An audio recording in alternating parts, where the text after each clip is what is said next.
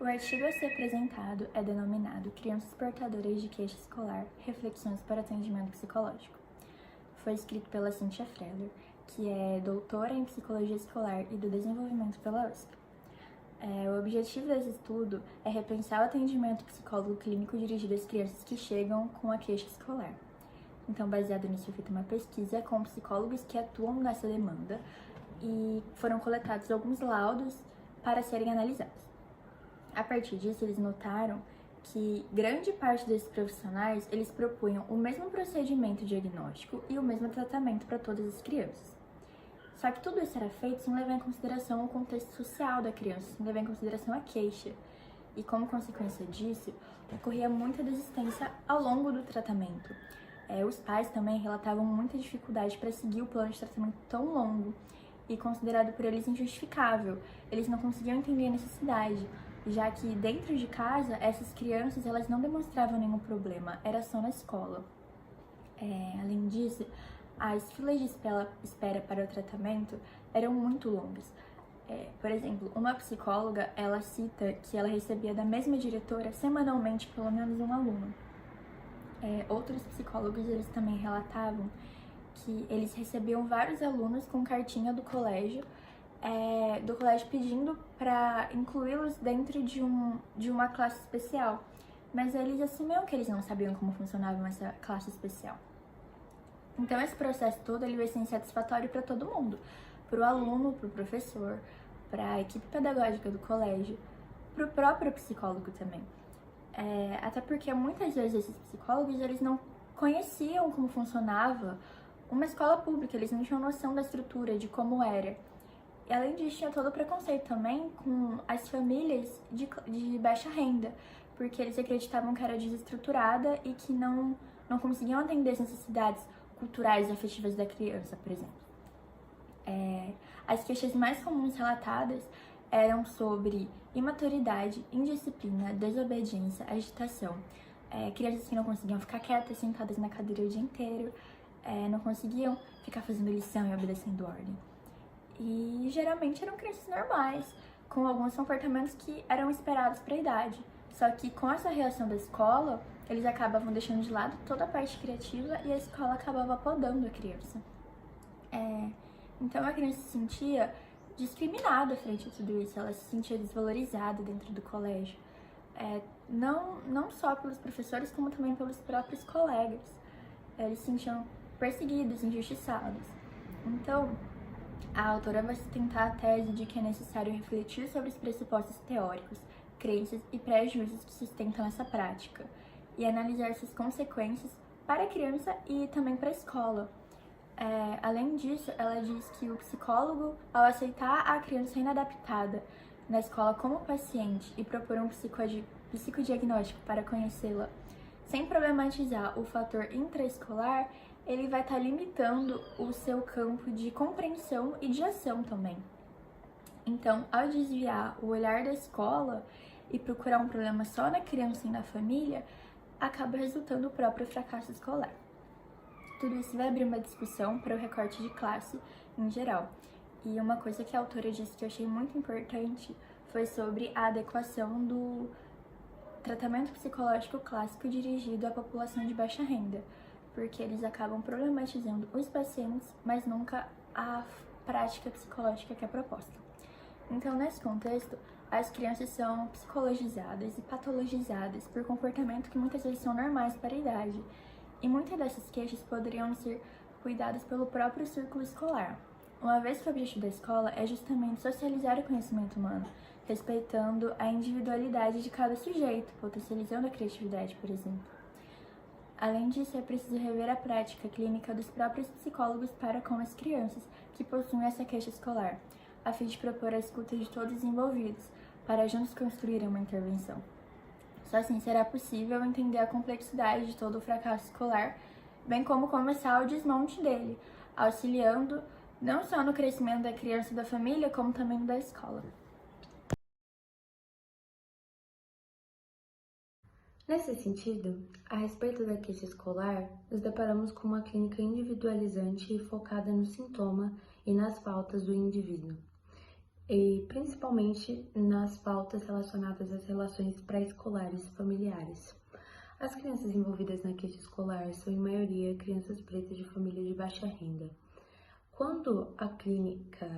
Nesse sentido, quando a clínica se foca principalmente nas faltas dessa família, nas supostas faltas simbólicas e faltas a respeito da linguagem e na inadaptação dessa criança na escola e na falta de interesse dela na escola, torna-se evidente a alienação da clínica psicológica e da instrumentalização dela como ferramenta de opressão e de desvalorização do oprimido e da cultura do oprimido.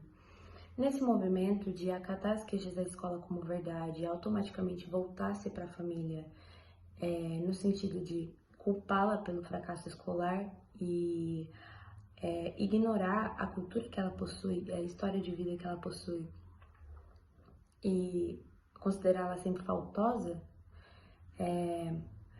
não se percebe que a própria instituição é responsável por carimbar essa ideia de cultura ideal e, assim, desvalorizando o conhecimento de vida desse aluno. Esse aluno é visto na escola como se ele não soubesse nada. Isso mina completamente a autoestima da criança. Além disso, muitas vezes a criança é taxada como criança problema, simplesmente por estar reagindo às opressões que ela está vivendo, muitas vezes infligidas pela própria escola, pelos próprios profissionais da escola, ou pela própria psicóloga. Assim, eles consideram que a criança não se adapta a uma escola que, na verdade, nunca foi planejada para que ela coubesse lá. Na verdade, ela foi planejada para que ela não estivesse lá, nunca chegasse lá. Assim, a psicologia atua como colaboradora para o processo de fracasso escolar e sem observar as injustiças praticadas e os culpados dela e atuar com base em preconceitos disfarçados de ciência.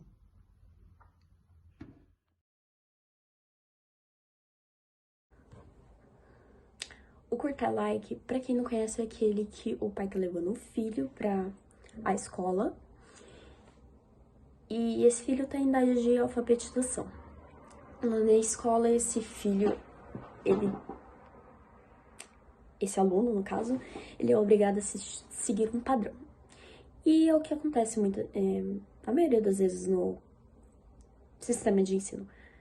Deve seguir um padrão. A criança deve, desde o início, ficar sentada, quieta, obrigada a seguir regras, muitas vezes que ela nem vê. E a agressividade nesse sistema não é considerada, deve ser podada, deve ser extinta, deve se domesticar.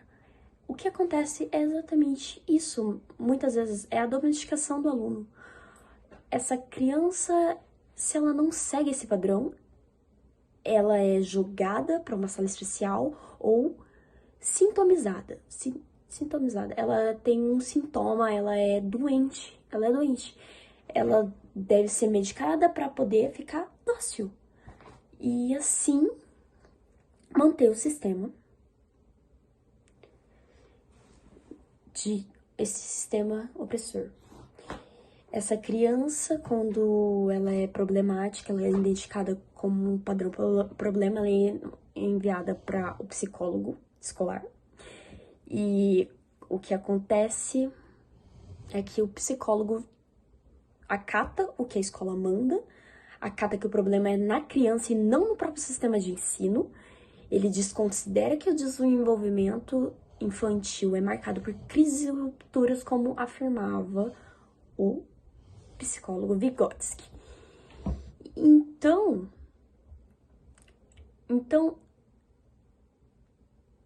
essa criança, ela é diagnosticada e deve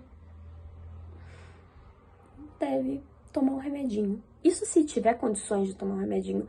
Eles culpabilizam o contexto que essa criança vive, às vezes. Que os pais da criança não dão, ou porque ela tem uma família desestruturada, qualquer coisa é motivo.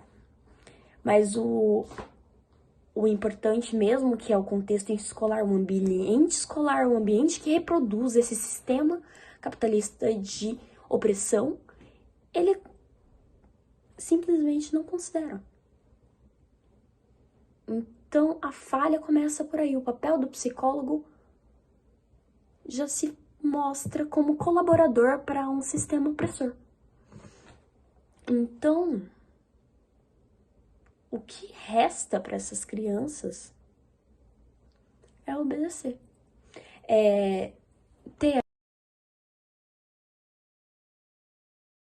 Então, como que o psicólogo pode agir de uma maneira mais correta para que tenha um desenvolvimento de uma queixa escolar que seja realmente efetiva e não medicalizada, patologizada ou com diagnóstico de TDAH ou de algum transtorno que faça a criança se sentir anormal, oprimida?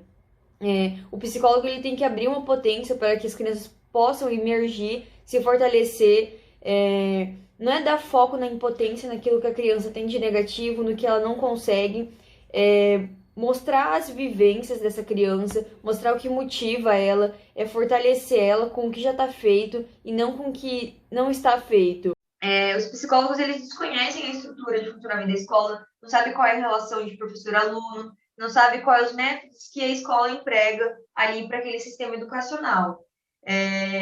Então, acaba somando isso a preconceitos em relação à família carente, muitas vezes justificado e camuflado por teorias psicológicas que explicam tudo pelos mecanismos da psique, né?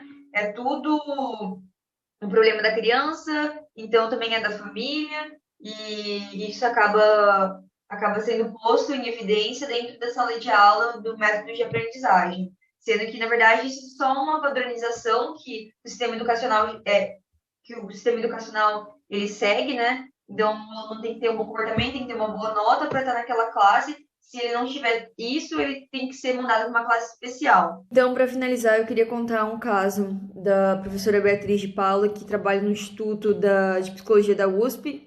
Ela trabalha com queixas escolares também, ela atende pacientes de escola pública. E ela recebeu um caso em que uma criança estava tendo queixas da escola de mau comportamento, dificuldade de aprendizagem. E, a partir disso, começou a conversar com o aluno, sendo que já veio queixas negativas, sempre negativas sobre a criança, né? Começou a conversar com o aluno para ver o que motivava ele, para ver as coisas que ele gostava de fazer, contexto de vida, o contexto social dele. Descobriu que ele gostava de passarinhos, sabia a espécie de passarinhos, sabia os cantos, sabia muita coisa, tinha muito conhecimento sobre isso. E aí ela teve uma comunicação com a escola, levou esse conhecimento dessa criança como parte de um projeto para dentro da sala de aula dele, onde as crianças, os outros colegas pudessem ver ele com outros olhos, né? Não aquele garoto problemático, assim como os professores, né? Ter uma outra visão sobre aquele aluno que vai além daquela padronização de conhecimentos do sistema educacional atual. Para ler no final do texto, ela enfatiza a eficácia de uma intervenção clínica em grupo, num espaço acolhedor, no padrão da brincadeira, de poder transformar as relações e memórias de dor em prazer. Ela procura modificar essas relações, seja de professores, seja dos pais, por meio desse ambiente acolhedor. E também sobre o tratamento não ser só sobre a criança, porque o contexto do fracasso escolar não é a criança.